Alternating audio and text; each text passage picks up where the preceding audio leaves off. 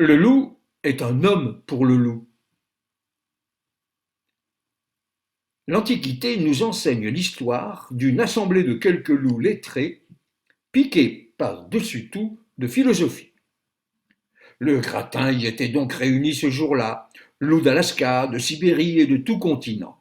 Aucun des grands penseurs de ce temps ne manquait à la noble cité qui, pour être prospère, n'en avait pas pour autant éliminé les motifs de discorde.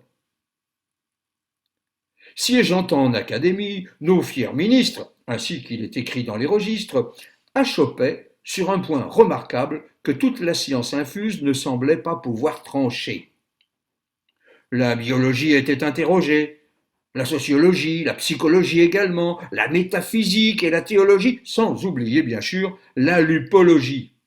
Bref, tous ces systèmes très savants que la pensée de loup intelligent avait accumulés au fil des âges.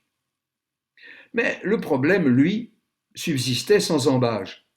Comment l'espèce choisie d'entre toutes ne pouvait en fin de compte être mieux lotie que celle des poltrons humains, sous-branche attardée de l'évolution? Perfide, vile, égoïste, primitive, constituée de soudards et de vauriens braillards. Car là-dessus, il fallait en convenir, le loup était bien devenu un homme pour le loup, à tel point de violence que le commun mortel paraissait en avoir totalement accepté la permanence. N'était-ce donc pas le rôle de nos philosophes d'en débattre sans complaisance, d'en déterminer les causes avant d'en pouvoir proposer les remèdes?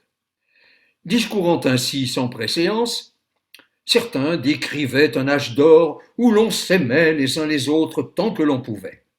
La société serait donc la grande responsable de cette corruption. La civilisation, haïssable entre toutes, qui aurait amené à ce loup misérable.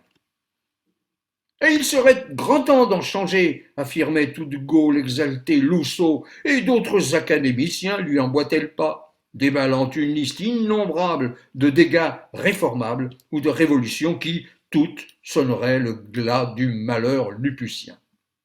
Mais noble Lousseau, et toi, noble Laurier, cette société n'a fait que donner les moyens au loup commun de se révéler tel qu'il était au fond, en soi, dans sa nature même.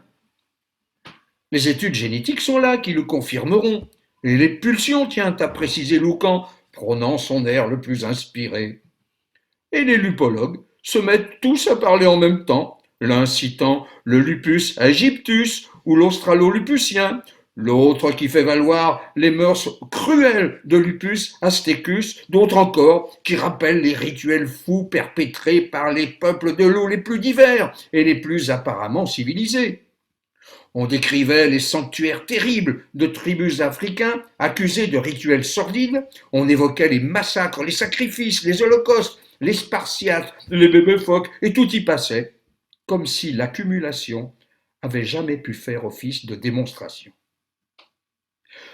L'on parla ainsi jusqu'à épuisement, se faisant servir à dîner dans l'enceinte du temple sacré, en dormant sur place, pour ne plus avoir à perdre de temps en vaines tracasseries domestiques.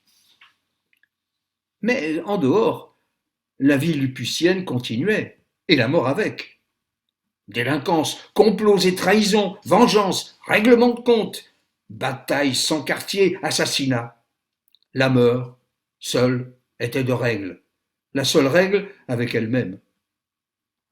Des corps sans vie recouvraient maintenant les abords de l'académie. La pestilence envahissait les rues. On venait importuner la truffe des élus. On ouvre une porte en se pinçant le nez. Bah, l'odeur est trop forte. Vous voyez bien que c'est dans notre nature qu'il faut chercher la cause de nos mésaventures.